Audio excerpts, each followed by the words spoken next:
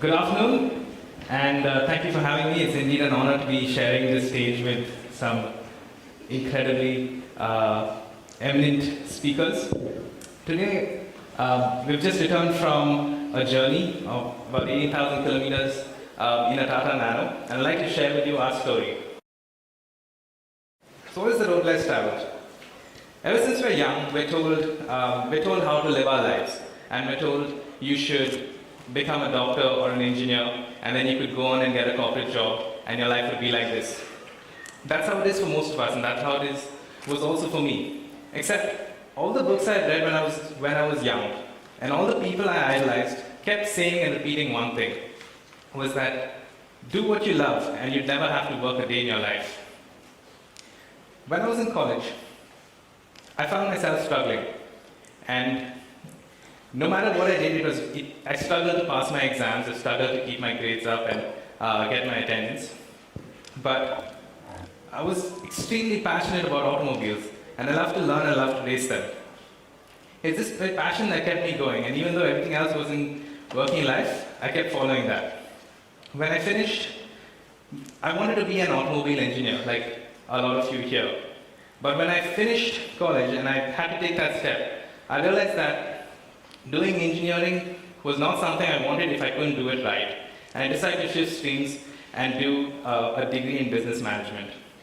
When I did this, the learning never stopped and the passion never died. And I started to see opportunities that wouldn't otherwise come my way. The first opportunity which I think my passion has to pay for was something called Racing Can. Was a competition where we had to build and race model cars, which we did. We designed a car, we beat almost 60 engineering students, colleges in Bangalore, and about 400 in India. And we went on to the world finals, where we competed with more than 3,000 engineering colleges across the world. I didn't realize that time, but as a business management student, we managed to come third in design all over the world. And apart from this, thank you. So apart from this opened up probably the biggest opportunity for me, because we got to visit Red Bull's Formula One factory. This was at a time when they had just won 4 world championships. And this changed my mindset completely on how engineering is to be and what is being done in the world. This was at 21 years old. You wouldn't have even imagined that, I wouldn't have imagined that I'd be there. And looking back, it was just because of those steps I took. After this, life went on and college went on, and I came to the point where after business management, I had to make a big decision. Should I take the corporate trajectory, accept a job, and enjoy the corporate lifestyle, the perks and the salary, or work with an incredibly talented bunch of people who were doing amazing things in motorsport electronics in Bangalore? I decided to take the latter, even though it meant forfeiting a lot of the perks that would come otherwise. And together with them, we worked and we continued this passion of building faster cars and improving the automobile. So we built one of the fastest cars in the country. This is, in India at the time, this was the only car making above 300 horsepower. And we had built it together, and this was the fastest one as well. It taught me that no matter what you want to achieve, you can achieve it with a great team of people. While I was working with them, we had the opportunity to support a crazy person.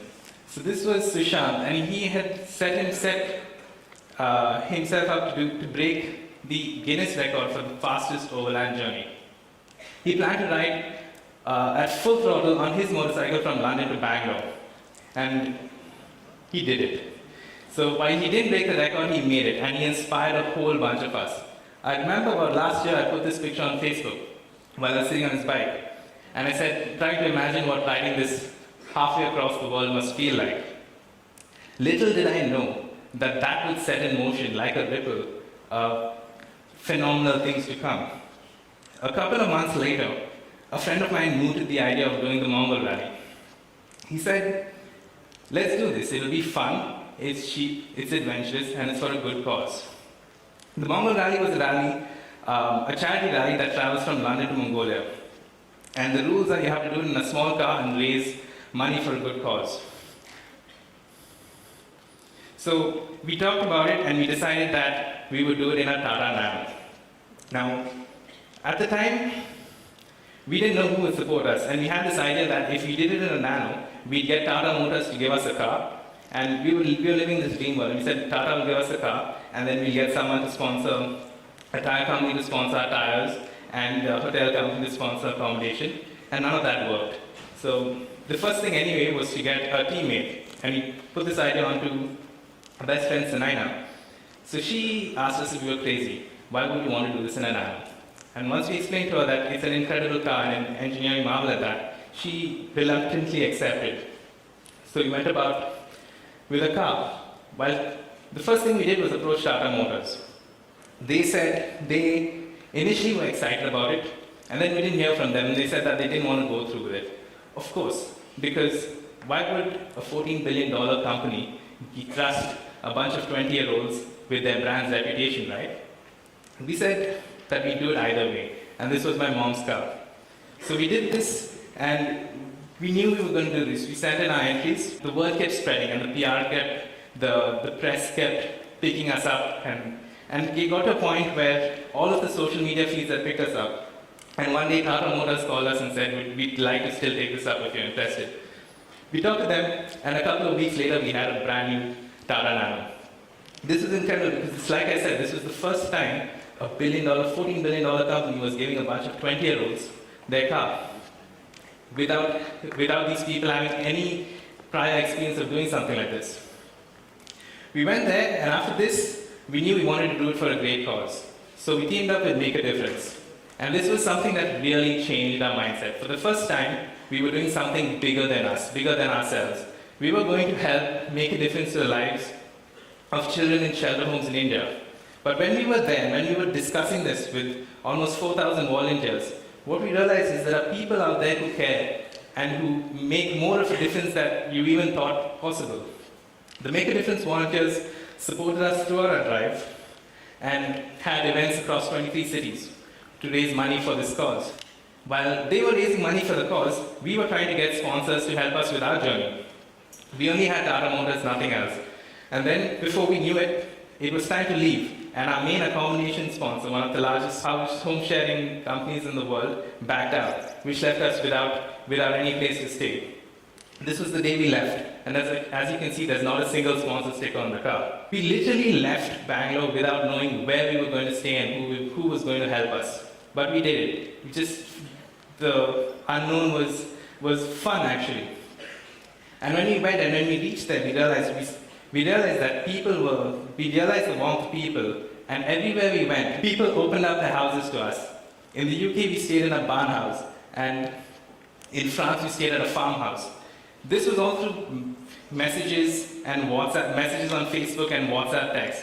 And people everywhere, just from France to Spain, in Barcelona to Geneva, all the way to Italy. We never had a place to stay. We never knew where we were going to stay, but someone always came through. And that showed us the greatness in people. When we were in Italy, we had passed through Pisa and Florence, and we were heading to Bologna, and we had no place to stay for the night. And that's when someone on couchsurfing sent us a message. And he said, you can stay with me. There's space for 3 of you. You can stay here for 2 nights, and you have space to park your car as well. This was incredible. So we stayed there, and the next morning he's like, all right, so I'm going for work, and you guys, here's the key to the house, and feel free to do what you want. When I come in the evening, I'll take you out. This was someone we had never met before and we didn't know. That's how incredible human beings can be. This kept happening in all the cities, and in Russia, we stayed with this incredible lady who hosted us for 2 days. But what was really interesting was she didn't speak a word of English. And we were just communicating with her in sign language, and she still hosted us and gave us all the warmth we could possibly imagine. There's no limits to what you can do as a human being and how much you can make a difference in someone's life. The rally taught us a lot. Everywhere we went, we had incredible experiences. You see the world like you've never seen it before. I would have never thought that something as small as choosing my own path would ultimately lead us here. We went from Paris at the Eiffel Tower to partying all night in Barcelona and shooting this at 6 in the morning in front of the Sagrada. We saw opulence and luxury like we've never seen before. And then came the incredible experiences and things we never expected. We're car guys, and we traveled to Italy hoping to visit all the factories. While most of them were closed or booked, we were completely dejected. But that's when we saw these things on the road. This was a 22 crore car, and the driver was checking our car out. We never thought that would happen. So, after this, we were driving back, and our day was made. And then we're driving back, and we see a board that says Gelato University. In my life, if I had known there was a Gelato University, I really would have gone to college. Apparently, every time you have a gelato in Italy, the person who's made it would have passed out of this place. And these are things you don't find in tour guides or on Google. These are just experiences you get on the road. In Geneva, we saw water that was bluer than anything you could imagine. You drink from taps along with horses. And the other experiences, the travel shows you how when you make a difference to people's lives, your legend lives on. This was Ayrton Senna's memorial at Imola. In Munich, we saw people surfing and showed us the life that exists outside of India, which we normally wouldn't have seen. And in Bologna, we had our first of many run-ins with the cops. And these guys just stopped us to take a picture. It was actually the police who gave us some of the best experiences. The police let us park our car in front of the casino Monte Carlo, alongside almost 6 Rolls Royces, Bentleys, and Ferraris. And this was incredible. This was the first time a Tata Nano was getting pride of place in Monaco. It shocked people. The police also let us park in front of the Kremlin, and this was in Russia. And this was where we learned, and it taught us that don't go by stereotypes that exist. Everyone on our trip, before our trip, told us the Russians are like this, and the Eastern Europeans like this, and Mongolians are like this. But nothing we ever got from people was anything else but warmth. This all stopped after a point, and when we entered Mongolia.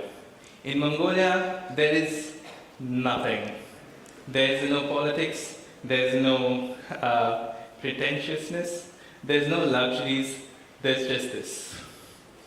So it was quite crazy to think that we were going to drive this car all the way from one end of Mongolia to the other. There's no roads, it's a Tata Nano, but we did it. And on the last night, we got to sleep under the stars. So it's absolutely my favorite picture because you have the Milky Way on this side. What following your passion also taught me was that you will meet other people who are following their passion as well. And those people are doing incredible things. And as you meet these people, you collaborate and make great things. So all our videos were compiled by an incredibly talented filmmaker who put them into a short feature film just for this conference. Please take a look. It started off as just an idea. 3 friends on the road, a journey of a lifetime. This is when we decided to do the Mongol Rally. The Mongol Rally is an adventure charity rally that thunders across Europe and Asia. What's great about the rally is that it's for cars that were never intended to do this kind of a journey. And it's for a cause. In India, millions of children, just like your son and daughter, are abused or abandoned at a young age and forced into labor, prostitution, or begging. The good news is that there are organizations out there trying to solve this problem, one among them being Make a Difference. We believe in Make a Difference's solution, and we wanted to support this cause, and we decided to do it through a rally of a lifetime, crossing 2 continents, 18,000 kilometers, and 13 countries in a Tata Nano. The Mongol Rally 2016 for me was a fantastic experience, nothing short of miraculous, and everything that I'd hoped and dreamt for it just exceeded expectations. Meeting new people, the travel, experiencing new cultures, new food, new friends, everything was fabulous. I couldn't have asked for a better experience. I think looking back at our age, people don't get this opportunity. So it's truly one of a kind. It really teaches you a lot about how you want to go and live your life and take it forward, and all the choices you can make and where it will lead you. There was this man who walked up to us and he asked us, do you know English? And I said, yes, I do. And he was Mongolian and he said, you know what, I'm learning English so I can travel the world. And at that moment we realized how privileged we are, and that's when we realized that, you know, it is amazing to take up journeys like this to kind of do something for other people in this world. So I think that moment was something that actually made us all think and, like, you know, internally made us happy that we did this for a cause and not just for a fun adventure road trip with friends. Lots of the times when we really didn't know where we were going to stay or what we were going to do, friends would come almost out of nowhere and offer us a place to stay or put us in touch with a friend and a place to stay, and that was a really humbling experience. So I think that taught me a lot about the kindness and generosity of sometimes complete strangers who've now become very, very close friends. Every family that we stayed in, it was just unbelievable. That is really one of the highlights of the trip for me. The number of friends and the lives that have touched ours, words can't do justice to all of them. I wish I could speak better Spanish, better Italian, better German, better Russian, better Mongolian, so that I could express my thanks to all of these families. Each and every one of them is just so spectacular. I mean, words don't do justice for how indebted we are to them. Thank you. And just like that, we made it. We did 18,000 kilometers, 13 countries in a Tata Nano without a single breakdown, with two of my best friends, in what was the most epic experience of my life. But it all started with that little ripple back in college. And it's never difficult to take the leap, but you should, and you never know where it'll take you. Thank you.